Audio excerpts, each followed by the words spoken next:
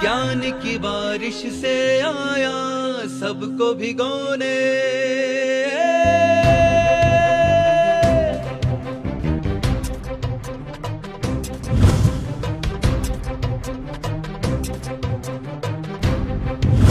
ऐसे ही मेघ कुमार का वर्णन था। राजा श्रेणी का पुत्र मेघ कुमार भगवान के चरणों में दीक्षित तो हो जाता है। अब जब दीक्षा होने के बाद जो बड़े हैं उनको पहले स्थान मिलेगा, छोटे को बाद में मिलेगा। अब वहाँ तो भिक्षु थे, एक ही छत के नीचे सोना पड़ता है, पहले बड़े फिर छोटे फिर छोटे फिर छोटे। तो मेघ कुमार का वर्णन लास्ट में आया सोने का, और संस्कारक जो घास फूस का बिछौना होता वही मिलता है, मखमल के गद्दे तो मिलते नहीं। तो जैसे ही वो लास्ट में स्थान था और बड़े मुनि जो बड़े थे वो रात को शंका के लिए विशेष कार्य की जाना पड़ता, तो उसको लांग के जाते, उसको ठोकर लगी तो बड़े दुखी हो गया। कहते ये कैसे लोग हैं, मैं पहले तो राजकुमार था, मेरी बड़ी प्रशंसा करते थे, मैं कहते थे, अब मुझे ठोकर लगा के जाते। घबरा गया, विचलित हो गया और निश्चय कर लिया कि मैं तो दीक्षा नहीं लूँगा, मैं तो घर जाऊँगा। और सुबह होते ही भगवान के चरणों में आया, प्रभु। भगवान तो भगवान थे, केवल ज्ञानी थे, जानते थे। कहने लगे मेघ, रात को ये विचार आया कि मैं धन जाना है, यही घटना सत्य है ना, क्यों जाना चाहता है? अब भगवान ने याद कराया, मेघ तू याद कर, जब तू हाथी के रूप में था, 500 हाथियों का यूथपति था, जंगल में आग लग गई और बहुत नुकसान हो गया, फिर तुमने 4 कोस की जगह बनाई, सारे जानवरों को बाहर बुलाया और तू सुरक्षित बैठा। जंगल में आग लग जाती है, एक खरगोश, छोटा सा खरगोश, कोई जगह नहीं मिली, वो आके बैठ गया और तूने जैसे पाँव नीचे रखने लगा तो देखा कोमल सी जगह, पाँव ऊपर रखा। 2.5 दिन तक, 3 दिन तक वो आग जली और तेरी इतनी करुणा थी कि वो ऊपर रखा। और जैसे ही आग चली गई, सब पशु पक्षी चले गए अपने अपने जगह पर, और जैसे तूने पाँव नीचे रखा धड़ाम से गिर गया और तेरी मौत होगी। तो राजकुमार बना मेघ, एक जीव की रक्षा के कारण अब तू घर जाना चाहता है।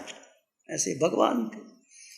भगवान ने कहा तो याद आ गई, दोबारा भगवान के चरणों में, भगवान मेरी बहुत बड़ी भूल है, मुझे ऐसा नहीं करना चाहिए। तो ऐसे शास्त्र में बहुत से एग्जाम्पल हैं जो आपको बहुत बहुत उच्च कोटि का उठा सकते हैं। तो जैसे ही उसने कहा, जाति समण ज्ञान द्वारा भगवान ने मेघ मुनि को कि याद कर मेघ अपने पुराने भाव को, जैसे भगवान ने कहा, भगवान की वाणी तो ऐसी उच्च कोटि की, याद आ गया, जाति समण ज्ञान हो गया। ओहो, मैं आती था, मैंने रक्षा करी थी, अब मैं घबरा गया, संयम में स्थिर हो गया। तो कई बार ऐसी परिस्थिति आती है, मेरे जीवन में भी आ सकती है, आपके जीवन में भी आ सकती है। घबराना नहीं, और कोई ऐसा स्थिति आ जाए उसको स्थिर कैसे करना है। किसी व्यक्ति को स्थिर कर दिया आपने तो बहुत बहुत बड़ी कर्मों की नजरा होती है। किसी को डिगाना मत कि आजकल तो साधुपना ऐसा ही होता है, पाला ही नहीं जाता, सब साधु ऐसे ही है। निंदा मत करना भाई, हजारों साधु हैं, उच्च कोटि के भी साधु हैं, तपस्वी हैं, ज्ञानी हैं, ध्यानी हैं, होंगे 100-50 साधु ऐसे भी हो सकते हैं, हजारों साधु होंगे। तो किसी की निंदा मत करना और किसी को कहना मत, ये बहुत बड़ी बात है। एक शैलक मुनि का वर्णन आता है, 500 मंत्रियों के साथ दीक्षित ले ली, 500 मंत्री, और मुनि बन गया। पित्त ज्वर का प्रकोप हो गया, शैलकपुर में पधारे। उसके पुत्र मंडुक ने उसका उपचार किया। अब उपचार किया तो राशि भोग भोगने से प्रमादी हो गया। प्रमादी हो गया, जब राशि भोग खाते हैं तो कहते हैं बस आराम की जिंदगी जियो। तो बाकी 499 तो बिहार कर गए। पंथक मुनि सेवा में रहा, उनका जो एक संत था, चतुर्मास पूर्ण होने जा रहा था, चतुर्मासिक आराधना करने हेतु जब चरणों में आया प्रतिक्रमण करने के लिए, तो पंथक मुनि ने उसको वंदना की। तो जैसे वंदना की तो वो कांपे कि मुझे किसने लाया, मुझे मेरी नींद खराब कर दी। पंथक ने कहा मैं क्षमा मांगता हूँ, प्रतिक्रमण का समय हो गया है, आप जागो, मैं आज्ञा लेने आया है, वंदना करने आया। जागा, धिक्कार है मुझे प्रतिक्रमण भी मैंने नहीं किया, मैं इतना राशि ठाट बाट में पड़ गया। तो उसके बाद में क्या हुआ, अगले दिन वो विहार करके पुंडरीकगिरि से हो गए और वहाँ से मुक्ति हो गई। तो कई बार ऐसी भी परिस्थिति आती है, शैलिक मुनि राशि ठाट बाट में पड़े, पुंडरीक का वर्णन जैसे आता है ऐसे इनका भी आता है। जम्बू स्वामी का पूर्व भाव नागला ब्राह्मणी ने संयम से पतित होते हुए भावदेव मुनि, कि जम्बू स्वामी का पूर्व भाव भावदेव मुनि अपने पूर्व पति को स्थिर किया था। एक जन्म की यात्रा नहीं, कितने कितने जन्मों में जम्बू स्वामी, कैसे जम्बू स्वामी बने। पहले भाव में नागला ब्राह्मणी थी, उसके पति थे भावदेव, और मुनि बन गए, पर पत्नी ने उसको स्थिर किया। कहा, बच्चे ने कहा, माँ मैंने पूरी खीर खा ली। थोड़ी सी बच्ची थी तो मक्खी गिर गई, माँ मैंने भी खा ली। वमन हो गया, मैंने वमन भी खा लिया। माँ ने कहा, बेटे शाबाश शाबाश। मुनि ने कहा, तुम कैसी माँ हो? बच्ची ने वमन की खीर खा ली, मक्खी गिरी खा ली, और तुम कैसी माँ हो? नागला ने कहा, आप भी तो वमन किए हुए को पुनः ग्रहण करने की इच्छा करते हो। मैं वमन की हुई हूँ, मुझको तुम ग्रहण करना चाहते हो। यह सुनकर मुनि सावधान हो गए, सजग हो गए, संयम में दृढ़ हो गए। ऐसा अवसर आता है, जम्बू कुमार का पूर्व भव भावदेव मुनि नागला ब्राह्मणी ने उनको स्थिर किया था। अर्निक मुनि, दत्त पिता, माता भद्रा और पड़ोसी के यहाँ की ऐसी घटना घटी, व्यक्ति चला गया तो पिता को वैराग्य आ गया कि कभी भी घटना घट सकती है, संसार चला जाता है, मैं दीक्षा ले लेना चाहता हूँ। पिता ने अपनी पत्नी माता भद्रा को कहा, भद्रा बहुत समझदार थी, कहने लगी मैं भी दीक्षा ले लेती हूँ। फिर उनका बेटा था 8 वर्ष का, तो कहे बेटे का क्या करें, 8 वर्ष का बेटा है, चलो उसको भी साथ ले चलते हैं। जैसे मंदिर मार्गियों को छोटी 8 साल की दीक्षा दे देती हैं। तो दत्त पिता, भद्रा माता ने और अर्नक 8 वर्ष का बच्चा, उन्होंने दीक्षा ले ली। दीक्षा लेने के बाद भद्रा साधुओं के पास चली गई, पिता साधुओं के पास चला गया दत्त, और पिता के पास आ गया। और पिता की ममता थी, बेटा छोटा है अभी 8 साल का, और उनको गोचरी की जाने देता नहीं था, खुद गोचरी लाता था, सेवा कर। छोटा बच्चा, प्रेम होता है, बेटे का मोह होता है या प्रेम समझो। तो तीनों दीक्षा ली। अब समय आया, उसके पिता संसार छोड़ के चले गए। अब बेटा अकेला रह गया, छोटा बेटा बड़ा हो गया, थोड़ा बड़ा हो गया, जवान ही था। अब साथी मुनियों ने कहा कि तुम गोचरी लाओ, तुम जाते नहीं, तुम अब कभी गोचरी लेने गया ही नहीं, पहली बार गया। गर्मी का मौसम, भयंकर गर्मी, सूरज की आग, धरती तवे की तरह तप रही है, सूरज आग बरसा रहा है, नंगे पांव गया। जाते जाते वो कभी गया ही नहीं था, पांव झुलस गए और किसी वृक्ष के नीचे खड़ा होकर आराम करने लगा कि मैं क्या करूं। उधर से किसी युवती का, नगर वधू का एक बहुत बड़ी कोठी थी, उसने उसको देखा कि लड़का तो बहुत सुंदर है, ये क्यों ना मेरे पास आ जाए, हम भोग भोगेंगे। उसने अपनी दासी को कह के बुलाया कि हम भिक्षा देंगे तुझे, तो आ जा। चला गया भिक्षा लेने के लिए। भिक्षा लेने के लिए गया तो उस युवती ने कहा कि तुम जवानी की उम्र में कहाँ जा रहे हो, भोग भोगो, यहाँ रहो, ऐश करो। अब उसके बहकावे में आ गया, बहकावे में आ गया और वो वहाँ रहने लग गया। संयम छोड़ दिया उसने, छोड़ दिया संयम। उनकी माँ, जो अर्ण की माँ थी भद्रा, वो साध्वी बन गई थी। पता चला कि बेटा कहीं भिक्षा लेने के गया था, वापस लौटा ही नहीं। चारों ओर प्रयास किया, अब कहाँ लौटे, वो तो महलों में आराम करने लग गया, भोगों की जिंदगी जीने लग गया, कि बाहर गया ही नहीं, किसी ने बताया ही नहीं। चारों ओर से आवाजें आती, माँ तो माँ होती, माँ की ममता होती है कि मेरे साथ दीक्षा ली थी। अब वो साधुओं को कहती है कि जब तक मेरा बेटा साधु बना हुआ नहीं आता, वो गली गली में जाती है, अर्णक अर्णक अर्णक अर्णक पुकारती है, मेरे बेटे कहाँ गया, कहाँ गया बेटे, कहाँ गया।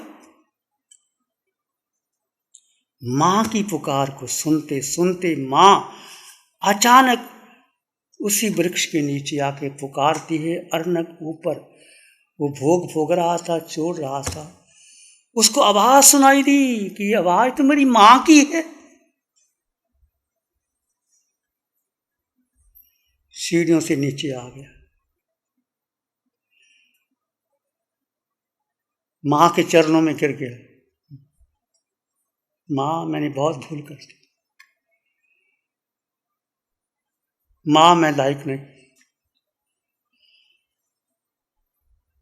जब माँ ने देखा तू मेरा बेटा, माँ ने कहा बेटे तूने क्या कर दिया, तू संयम छोड़ दिया, भोगों में आ गया। वो संस्कारी पुत्र था, भोग भोगे थे।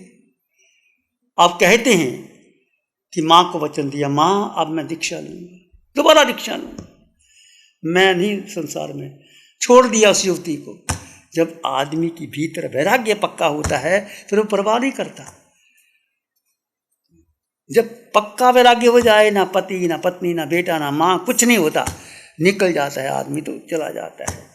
जब माँ की पुकार आई, माँ ने देखा कि बेटा तो भ्रष्ट हो गया है, उस चला गया है, वो सीधा दो कथाएं आती हैं, एक तो वो दीक्षा ले लेता है और पश्चाताप करके देव बनता है, फिर महाविद्य क्षेत्र में मुक्ति प्राप्त। ऐसा एक कथा आती है कि उसको इतना पश्चाताप हुआ कि मैंने माँ की आज्ञा माननी नहीं, कहते शिलापट पड़ा था, संथारा कर लिया, क्या देह का भरोसा, संथारा कर लिया और अपने जीवन का अंत कर दिया। ऐसे अर्णक मुनि का वर्णन भी हमारे यहाँ आते हैं, बहुत से उदाहरण हमारे जीवन में आते हैं। एक और बात कह के मैं पूरा करना चाहता हूँ। कोशावेश्या ने स्थूलीभद्र, जो स्थूलीभद्र कोशावेश्या के पास 12 वर्ष रहा था, आचार्य ने प्रशंसा की थी।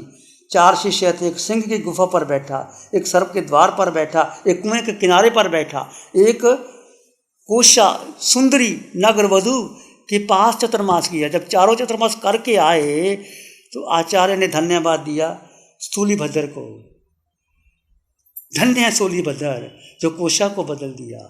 तो तीनों मुनियों ने कहा कि हम सिंह के द्वार पर बैठे थे, आचार्य ने हमारी प्रशंसा नहीं की, मैं सर्प के द्वार पर बैठा था, मैं कुएं के किनारे पर बैठा था, मौत सामने खड़ी थी।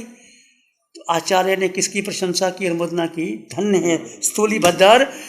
और कोशा ने बहुत उपाय ढूंढे पर उसका मन मेरू की तरह दृढ़ था और कोशा को बदल दिया उसने, वो एक श्राविका बन गई। एक स्थूलीभद्र का गुरु भाई, उसको पता लगा कि मैं भी जाता हूँ कोशावेश्या के पास। जैसे गुरु भाई गया, कोशा के को देख करके वो मोहित हो गया और वहाँ जा कर के वो से प्रार्थना करने लगा। अब कोशा ने उसकी परीक्षा ली, अच्छा तो मुझे चाहता है ना, ऐसा कर 1 लाख स्वर्ण मुद्राएं ला के दे। कि तेरे पास नहीं है ना, कहते भिक्षु मेरे पास कहाँ है। ऐसा कर, नेपाल देश का राजा रतन कंबल देता है, जो पहले पहुंच जाता है उसको रतन कंबल मिलता है, तो जा, रतन कंबल 1 लाख मुद्रा का होता है, मुझे ज़रूरत है, वो ला, फिर मैं तेरी बात सुनूंगी। वो भिक्षु चला जाता है। जब किसी की प्यास होती है या जिसको पाने की इच्छा होती है, वो रतन कंबल लेने के लिए राजा के पास पहुंचता है। राजा को अनुनय विनय, राजा को दया आ जाती है, एक रतन कंबल दे दिया। रास्ते में आया, चोर मिल गए, चोरों ने रतन कंबल चुरा लिया, फिर राजा के पास दोबारा जाता है, राजा को फिर दया करता है, फिर वो रतन कंबल लेके आता है, फिर चोर आ जाते हैं, कहते मैं तो भिक्षु हूँ, छुपा के किसी तरीके से वो कोशा के पास पहुंच जाता है और रतन कंबल देता है। कोशा ने रतन कंबल को देखा तो कंबल को पकड़ के टुकड़े करके पाँव पूछा और गंदी नाली में फेंक दिया। उसने कहा तूने ये क्या किया? आपने मुझे कहा रत्न कंबल लाने के लिए, तो मैं रत्न कंबल लेके आया। 1,00,000 स्वर्ण मुद्रा का मैंने दोष लगा दिया। तूने उसकी मेहनत नहीं समझी, तूने उसको फेंक दिया वहाँ। उषा नगर वधू ने कहती है कि जिन विषय भोगों को विष समझ करके तूने ठुकरा दिया था, अब पुनः उसी राह पर चलना चाहते हो, वमन किए हो, चलना चाहते हो, इसलिए मैंने आपको भेजा था। सर कंबल तो कुछ भी नहीं मेरे लिए। उसको समझ में आ गया। अब कोशा वेश्या ने, जो स्थूली भद्री ने उसको स्थिर किया था, उस गुरु भाई को जा करके स्थिर किया। आचार्य के पास गए, आलोचना की, प्रभु कई बार भूल हो जाए तो घबराना मत। To is human to forgive divine. इंसान गलतियों का पुतला है, भूल भी हो जाती है। उस समय क्या बोलते, आलोचना करो। जो आपके भीतर कितना बड़े से बड़ा पाप, वासना भी आ गई, व्यभिचार का सेवन भी आ गया, कितनी गलती बड़ी से बड़ी कर ली, तो उस समय क्या करो, आलोचना करो जीवन की। जितनी आलोचना कर लोगे हल्के हो जाओ। तो गुरु के पास गया, आलोचना की, दोबारा उसने दीक्षा ली। ऐसे उदाहरण हमारे जैन आगम में भरे पड़े हैं। ये छठा था स्त्रीकरण। आप 7वां और 8वां 2 कल चर्चा करेंगे। प्यारी गुरुवाणी है, बड़ी ही सुहानी है। नमो अरिहंतानंग, नमो सिद्धानंग, नमो आर्यनंग, नमो जयनंग, नमो लोय सब सावनंग, धम्मो मंगल मुखी धमा हिंसा संयमो तबो देवावित्तंग नमं संति जस धम्म श्यामनो। श्री चत्तारी मंगलम, अरहंता मंगलम, सिद्धा मंगलम, साहु मंगलम, केवली पाणत्तो धम्मो मंगलम। चत्तारी लोग उत्तमा, अरहंता लोग उत्तमा, सिद्धा लोग उत्तमा, साहु लोग उत्तमा, केवली पाणत्तो धम्मो लोग उत्तमा। चत्तारी शरणं पवज्जामि, अरहंते शरणं पवज्जामि, सिद्धे शरणं पवज्जामि, साहु शरणं पवज्जामि, केवली पणत्तं धम्मं शरणं पवज्जामि। चारे शरणं